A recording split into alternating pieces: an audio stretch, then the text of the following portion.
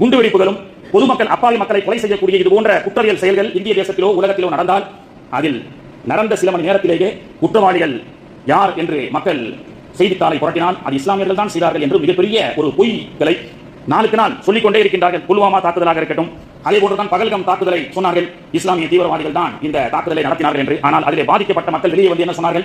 இல்லை இல்லை, இஸ்லாமியர்கள் தான் எங்களை காப்பாற்றினார்கள். தொப்பி வைத்து தாடி வைத்து குதிரை ஓட்டக்கூடிய இஸ்லாமியர் தான் எங்களை ரயில் நிலையம் வரை எங்களை பாதுகாத்து அழைத்து வந்தார், இந்த டாக்ஸி டிரைவர் தான் எங்களை பாதுகாத்தார் என்று மீண்டும் மீண்டும் இஸ்லாமிய ஒரு சமூகத்தின் மீது செய்யப்படக்கூடிய ஒரு கொலைவரை தாக்குதலை ஒரு இனவெறி தாக்குதலாக இஸ்லாமியர்கள் தான் செய்தார்கள் என்று ஒரு மத சாயம் பூசி வரக்கூடிய இந்த பச்சை பொய்கள் இருக்கின்றது.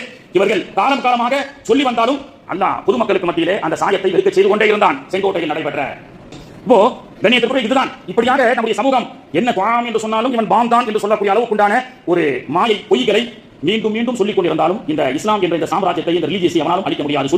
சொல்லிக் கொண்டே இருப்பவன் வேண்டுமானால் அழிந்து விடுவான். ஆனால் யுரிதூன அன் யுத்ஃபிஉ நூரல்லாஹி பிஅஃவாஹிஹிம் வல்லாஹு முத்திம்மு நூரிஹி வலவ் கரிஹல் காஃபிரூன். காஃபிர்கள் இஸ்லாத்தை பற்றி தவறாக அந்த இஸ்லாம் என்ற ஜோதியை அணைப்பதற்கு முயற்சி செய்து கொண்டே இருக்கின்றார்கள். ஊடகத்தின் மூலமாக, படத்தின் மூலமாக, படத்திலையும் சொல்லிக்கிட்டே இருக்கிறான், ஊடகத்திலும் சொல்லிக் கொண்டே இருக்கின்றான். ஊடகத்தில் நியூயார்க்கில் அமெரிக்காவை தான் மையமாக வைத்து 114 கட்டிடம் இடித்ததற்கு பின் லேடன் என்று துவங்கி வைத்தவன் இன்னைக்கு அதே அமெரிக்க மக்கள் இஸ்லாமியர்கள் என்பவர்கள் அடுத்தவர்களை வாழ வைப்பவர்கள், அடுத்தவர்களை அவர்களுக்கு எடுக்கக்கூடியவர்கள் அல்ல என்பதை புரிந்து கொண்டு நியூயார்க் நகரத்திலே ஒரு இஸ்லாமிய மேகரை அமர்த்தி வைத்திருக்கின்றார்கள் என்று சொன்னால் பொதுமக்கள் சிந்திக்க ஆரம்பிச்சாங்க. ஏன்னா பாய்கள் என்பவர்கள் அவர்கள் உதவி செய்துதான் பழக்கமே தவிர பிறருடைய உயிரை எடுத்து பழக்கம் உள்ளவர்கள் அல்ல என்பதை அவர்கள் மேல்மட்ட மக்கள் மட்டுமல்ல, சாதாரணமாக யாசகம் கேட்கக்கூடிய வெளியில் இருக்கக்கூடிய பிச்சைக்காரர்கள் கூட பாய் நீங்கள் கொடுக்காட்டா எங்களுக்கு யார் பாய் கொடுக்கறானோ தர முடியும், ஜுபா புடிச்சு பாய் நீங்க எங்களுக்கு தர்மம் கொடுக்காட்டா வேற யார் தர்மம் கொடுப்பா? நீ படத்துல ஃபுல்லா இவன் தீவிரவாதி தொப்பி போட்டு தாடி வச்சு இஸ்லாமிய அடையாளம் வந்தா குண்டு வைக்கலாம் அப்படின்னு நீ மீண்டும் மீண்டும் பச்சை பொய்யை பொதுமக்களுக்கு மத்தியிலே சொல்லிக் கொண்டே இருந்தாலும் ஒரு பிச்சைக்காரன் கூட உன்னுடைய அந்த பொய்யை நம்புவதாக இல்லையே.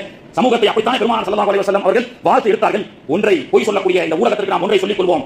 குருவி உயிரோடு இருந்தால் எறும்பை சாப்பிடும், குருவி உயிரோடு இருந்தால் பறவை உயிரோடு இருந்தால் எறும்புகளை வேட்டையாடி சாப்பிடும். ஆனால் அதே பறவை செத்து போய்விட்டால் எறும்புகள் அதை தின்ன ஆரம்பித்துவிடும். ஒரு மரத்திலிருந்து பல லட்ச தீக்குச்சிகளை நீ தயார் செய்யலாம், ஆனால் ஒரு தீக்குச்சி நினைத்தால் பல லட்ச மரங்களை அழிக்க முடியும் என்பதை இந்த பொய் சொல்லக்கூடிய ஊடகங்கள் தெரிந்து கொள்ள வேண்டும். மீண்டும் மீண்டும் அப்படியே பொய் சொல்றீங்க. எனக்கு குற்றவியல் குறைவாக நடக்கக்கூடிய நாடு என்பது எடுத்து பாருங்க, அரபு நாடுகள். கத்தார் வருகிறது, குற்றங்கள் குறைவு, கொலைகள் நடப்பதில்லை, கற்பழிப்புகள் நடப்பதில்லை, தவறான செயல்கள் நடப்பதில்லை. கத்தார் இஸ்லாமிய சாம்ராஜ்யம் உள்ள ஷரியத்துடைய